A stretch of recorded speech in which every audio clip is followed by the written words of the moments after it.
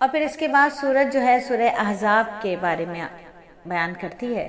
19 آیات ہیں غزوہ احزاب اور غزوہ بنو قریظہ کی تفصیل ہے۔ سورہ غزوہ احزاب 5 شوال میں ہوا تھا، 5 ہجری میں ہوا تھا، شوال 5 ہجری میں ہوا تھا، جب مشرکین کے 10 یا 15 ہزار جنگجوؤں نے مدینے کا محاصرہ کر لیا۔ یہ جنگجو مختلف قبائل سے تعلق رکھتے تھے، یہود بنی نذیر اور یہود بنی قریظہ، جن کے ساتھ مسلمانوں کے صلح اور ایک دوسرے کا دشمن کے ساتھ تعاون نہ کرنے کا معاہدہ تھا۔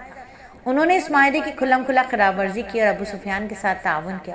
مسلمان صرف 3000 تھے۔ حضرت سلیمان فارسی کی رائے پر عمل کرتے ہوئے مدینے کے شمال مغرب میں جہاں سے دشمن کے حملہ آور ہونے کا خطرہ تھا خندق کھود دی گئی، اس لیے اسے غزوہ خندق بھی کہا جاتا ہے۔ احزاب اس لیے کہتے ہیں کیونکہ جس لشکر نے مدینے پر چڑھائی کی تھی اس میں مختلف جماعتیں اور قبائل شامل تھے۔ ان جنگجوؤں نے تقریباً 1 ماہ تک مدینے کا محاصرہ کیے رکھا۔ پھر نعیم بن مسعود غطفانی کوششوں سے یہود قریشی اور غطفانی لشکر کے درمیان پھوٹ پڑ گئی۔ اللہ کی طرف سے انہی دنوں طوفانی آندھی آ گئی جس کی زد میں ان کے خیمے اکھڑ گئے، جانور بدک گئے اور ان کے عزائم پست ہو گئے۔ پھر قریش اور غطفان اور دوسرے قبائل جو تھے اپنے مضمون مقاصد کی تکمیل کے بغیر ہی راہ فرار اختیار کر گئے۔ ابو سفیان اور اس کے حمایتیوں کے چلے جانے کے بعد مسلمانوں نے بنی قریظہ کا محاصرہ کر لیا اور انہیں ان کے حید شکنی کی عبرتناک سزا دی۔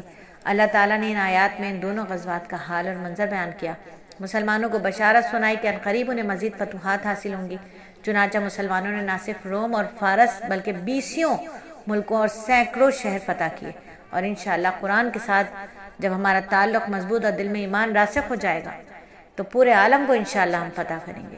اور یوں اللہ تعالیٰ کی پیشن گوئی پوری ہو کر رہے گی کہ میں نے اپنے آخری نبی کے رسول کو اس لیے بھیجا کہ دین اسلام کو تمام اپنی ادیان پر غالب کر دوں۔ یہ غلبہ یقینی ہے، کسی صاحب ایمان کو اس میں شک نہیں ہونا چاہیے۔ بظاہر حالات مخالف ہوں، لیکن جب اللہ نے پیشن گوئی کر دی تو اللہ پیشن گوئی کو پورا کرے گا اپنے وقت پر۔ حالات بھی موافق ہو جائیں گے اور افراد بھی مہیا ہو جائیں گے، اور جو اعمال اور اخلاق کے اعتبار سے پہلی صدی کے مسلمانوں کی یاد تازہ کریں گے۔ اس میں شک نہیں ہے کہ موجودہ دور کے مسلمان ایمان، اخلاق، اعمال، معاملات، کردار کے اعتبار سے فاتح عالم بننے کی صلاحیت نہیں رکھتے، لیکن کیا اسلام اور قرآن بھی یہ صلاحیت نہیں رکھتے؟ رب کعبہ کی قسم، ان کے اندر عالم کو، فاتحین عالم کی فتح کو پوری کی پوری صلاحیت ہے۔ کون و مکان کے مالک کی قسم، دنیا یہ نظارہ بہت جلد دیکھے گی اور مسلمان تمام عالم میں فاتحین ہوں گے انشاءاللہ تعالی۔ اور یہاں آ کر ہمارا پارہ نمبر 21 مکمل ہوتا ہے انشاءاللہ تعالی۔ آج کی رات شب قدر کی تلاش میں، شب جمعہ بھی ہے انشاءاللہ، یقینی شب قدر ہوگی انشاءاللہ تعالی۔ آپ کو مجھے اللہ تعالیٰ شب قدر کی برکتیں، انوارات مہیا فرمائے، عطا فرمائے، اور انشاءاللہ آج کی رات انشاءاللہ 3 پاروں کی تفسیر کریں گے، 22، 23 اور 24 پارے کی تفسیر انشاءاللہ آج شب قدر کی رات میں۔